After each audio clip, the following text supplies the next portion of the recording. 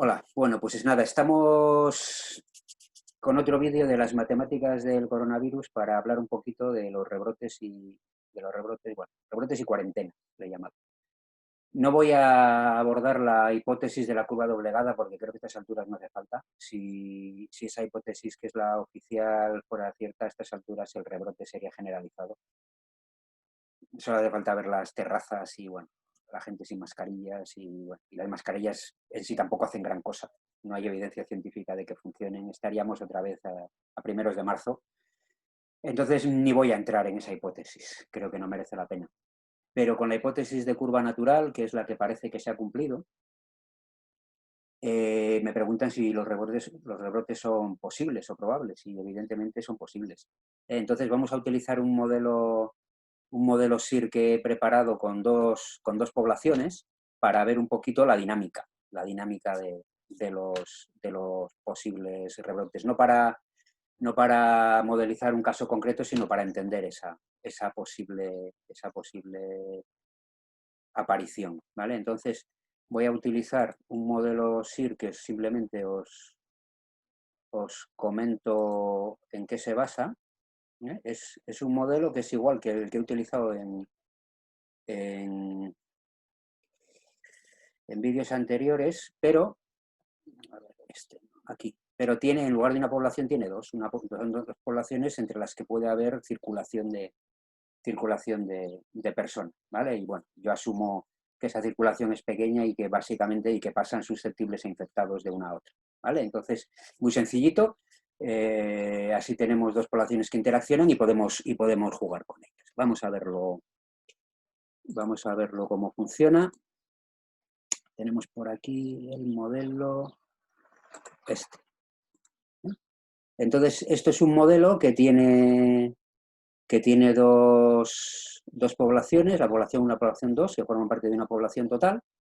Y bueno, pues lo que tenemos es una conectividad entre ellas, ¿vale? Si tenemos aquí una población de 47 millones, con una que tiene una población dividida en una de 80% y otra del 20%, las tenemos desconectadas totalmente, y una tiene paciente cero y otra no la tiene. Entonces vemos aquí cómo la que tiene paciente cero pues tiene una curva de funciones, que tiene un pico de 700, y la que no tiene, paciente cero, como está aislada, no hay conexión, no hay paso de población entre una y otra, pues no tiene nada, tiene cero, ¿vale? Entonces, si la P2, la población 2, tuviera un paciente cero, ¿qué pasaría? Pues que tendría su propia dinámica. Entonces, son como dos poblaciones que están separadas, no están conectadas, pero cada una ha llegado su paciente cero y se produce la. Entonces, ¿qué pasa en la situación en la que yo en la segunda no tengo paciente cero? La tengo protegida, pero en un momento determinado, tengo aquí abajo, cambio la conectividad, es decir, dejo pasar personas de la 1 a la 2, ¿vale? Entonces, si eso lo hago el día 160 y dejo pasar pues un 0,1%, veo que no pasa nada. ¿Eso por qué es? Porque el virus ya ha desaparecido en la población 1, ¿vale? Es como si hubiera tenido la población 1 en cuarentena, ¿vale? Que es lo mismo que tener la población 2 protegida, encerrada. Están aisladas. Entonces, para cuando abro la población 1 y dejo que entren en 2, ya el virus se ha ido y no pasa nada. ¿Qué pasaría si abro en el día 120? Pues que ya veis aquí, ¿no? Que la población 2, automáticamente, en cuanto pasa alguien de la población 1, como todavía hay virus, a nada que pasa alguien infectado, ¡fua!, se dispara, ¿vale? Tiene su propia dinámica, y como la mortalidad encima es mucho más grande, porque en la 1 es de 1% y en la 2 he puesto que es mortalidad mucho más grande, imaginaros que es una residencia de ancianos enorme, ¿no?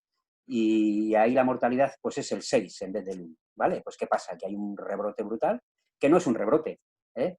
Parece, bueno, en realidad es una continuación de la dinámica de la infección, de la pandemia, en una población a la que no había podido acceder, por lo que sea. Está aislada, está lejos, está con una frontera absolutamente estanca, no puede pasar nadie, no puede. Pero en cuanto abro, ¡fua!, se dispara, ¿vale? ¿Esto qué quiere decir? Pues que donde me tengo que fijar al abrir es donde no ha habido infección. ¿Por qué? Porque mientras yo tengo aisladas las poblaciones, yo veo una curva natural, no veo que no se ha infectado la población 2. Si no es algo que he hecho de forma deliberada, imaginaros que hay un porcentaje de la población, por lo que sea, a la que el virus no ha llegado, ¿vale? Entonces yo no lo veo. Hay yo qué sé, pues pueblos en la sierra, hay zonas a las que no hay casos, hay 0 casos ahí. ¿Qué pasa? Que en cuanto yo abro, ¿eh? Aunque tenga una mortalidad igual que la de la población general, en cuanto yo abro el día 120, se me produce el rebrote. Y eso es lo que sucede. Entonces, esta es la dinámica que hay que entender. Si yo abro antes de que las zonas que se han infectado hayan eliminado totalmente los infectados, el virus, a zonas que no han padecido, va a haber rebrotes sí o sí. Y eso es lo que hay que mirar. ¿Por qué? Porque son como zonas del bosque que están, que están, sin, que están sin quemar, ¿vale? Y es precisamente en lo que habría que fijarse, no fijarse donde ya ha habido, porque el que ha tenido su paciente cero, da igual que haya estado aislado que no, pues ya está, ya no va a suceder otra vez, ¿vale? Porque ha tenido su dinámica, se ha quemado el bosque y ya está, pero el que no ha tenido, sea una zona eso aislada, o sea, un segmento de población que por lo que sea el virus no le ha llegado, etcétera, ese rebrote va a suceder. También hay que decir que ese rebrote es local a esa población específica. Se va a quemar esa parte, pero el resto del bosque ya está quemado. Esta parte ya ha sucedido y no va a volver a suceder. Lo mismo sucedería si yo tengo, por ejemplo, el tema del tráfico entre las comunidades autónomas. Si yo tengo 2 comunidades que ya han tenido su paciente cero, por ejemplo, estas serían las dos comunidades, ya tengo una curva general, pero donde está metida, perdón, donde está metida la curva de las dos comunidades. Lo que yo abra a partir de ahí, incluso si abro, bueno, pues en el día, las dos tienen su paciente cero, abro en el día 5 con el 1% y puedo mover algo ligeramente el pico, pero básicamente no pasa nada. Es decir, no hay ningún problema por viajar entre comunidades que ya han tenido su dinámica, su paso de la pandemia. No va a pasar nada, en principio. Va a pasar en zonas donde no haya sucedido. Esto es lo que nos explica el modelo matemático. Lo mismo pasa si, imaginaros que yo he tenido un hospital que lo he tenido aislado, donde no hay contagio. Evidentemente hay enfermos que llegan, pero ahí no hay contagios, lo tengo totalmente esterilizado, totalmente preparado, ¿vale?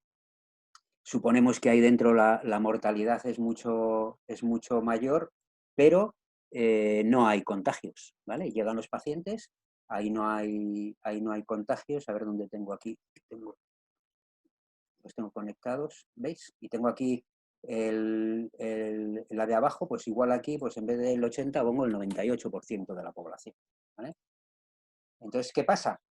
Pues que el hospital no tiene contagios, pero en cuanto dejo pasar gente de la población general adentro del hospital, que estaba totalmente esterilizado, totalmente preparado para que no haya contagios ahí dentro, y lo hago pues en el día, vamos a ponerlo otra vez, en el día 120, a ver qué nos pasa. ¿Veis? El hospital tiene su brote particular. ¿Qué sucede? Que es local, sucede ahí, pero el resto fuera ya se ha quemado. El resto sigue su dinámica, aún no ha llegado a cero, pero sigue su dinámica, que está aquí, sigue su dinámica, la población 1, hasta que se extinga. Y el hospital tiene su rebrote en su momento y se volverá a extinguir. Esa es la dinámica, ¿vale? Muy bien, bueno, pues espero que os haya resultado entretenido y que hayáis comprendido un poquito más el tema de los posibles rebrotes en la hipótesis de la curva natural, porque es realmente lo que ha sucedido y lo que podemos esperar que siga sucediendo. Venga, un beso grande, cuidaros y nos seguimos viendo.